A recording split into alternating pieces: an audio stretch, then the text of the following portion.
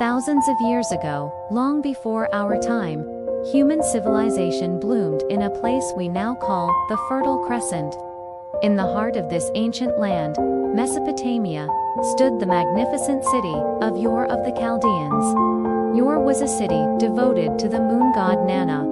Every night, it glowed with a soft ethereal light.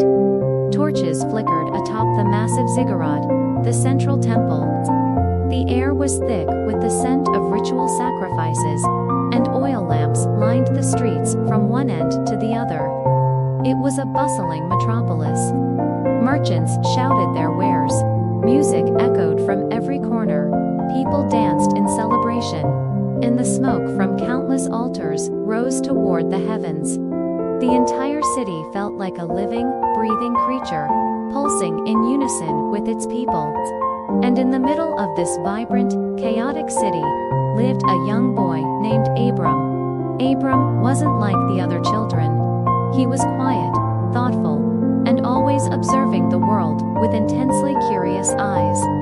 He was the kind of child who asked profound questions before anyone had taught him how. His father, Terah, was a well-respected idol maker. He would take clay, shape it with his hands, and bake it in a fiery kiln. He would also carve stone into the images of the gods that the people of Ur worshipped. Men and women from all over the city would come to Terah's workshop. They would make wishes to these idols, offer them gifts, kneel in deep devotion, and sometimes even weep before them, pouring out their deepest fears and hopes. Young Abram would often watch these scenes from a distance, silent and observant. And as he watched, a question began to form in his heart. He wondered, how can this stone, this piece of clay, become a god? My father made it with his own hands. How could something he created possibly be the one who created me? To Abram's young, clear eyes, the idols were nothing more than objects, lifeless figures of stone and wood shaped by human hands. He couldn't grasp why people would entrust their lives, their futures, and their greatest fears to these silent, unmoving statues. As the days turned into weeks and months, this question only grew deeper. Beneath all the glitter and grandeur of your Abram felt an emptiness he couldn't quite name or explain. At night, this feeling of emptiness grew even stronger. The night sky over Ur was never truly dark. Above the city's glow, thousands of stars sparkled, and the Milky Way stretched across the heavens like a luminous path drawn by God himself. Abram would often sneak out to gaze at this celestial masterpiece. He'd look up at the vast, endless expanse and whisper to himself, if someone made all of this, that creator can't be trapped inside a piece of stone. In the quiet depths of the boy's heart, a question no one had taught him began to bloom, and it stirred his soul day and night. Then, one day, tragedy struck. Abram's older brother, Haran, died suddenly.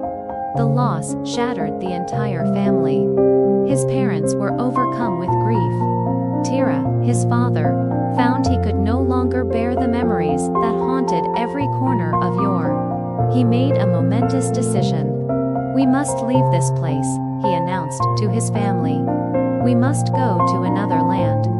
And so, the family began to prepare for a long journey. They would leave their homeland and travel to a distant city called Haran.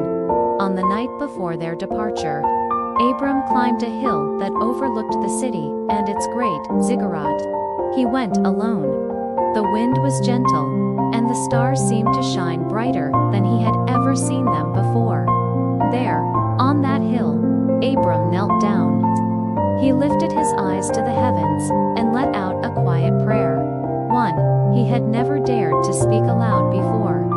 If there truly is a God who made these heavens, please, guide me. I want to know you. It was the small, trembling prayer of a young boy, whispered into the vastness of the night. But that prayer reached the heavens. God already knew Abram's name, and he was already preparing to call him. The next morning, the caravan began its slow, heavy march. It was a chaotic scene, herds of livestock being driven forward, servants carrying heavy bundles, camels pulling loaded wagons. Children were crying, and the adults wore heavy, somber expressions.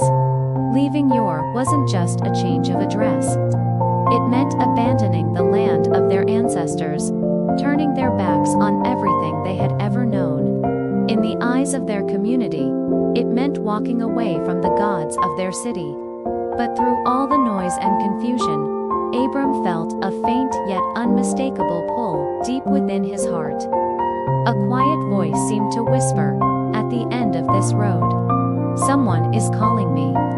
His steps were already moving toward God, though he didn't fully understand it yet. And so, on that long desert road leading out of Ur, the soul of the young Abram began its quiet awakenings, step by step, moving toward the incredible destiny that God had prepared for him. Thank you for watching. If this story touched you, please like, share, and subscribe for more stories of faith and history. We'll see you in the next video.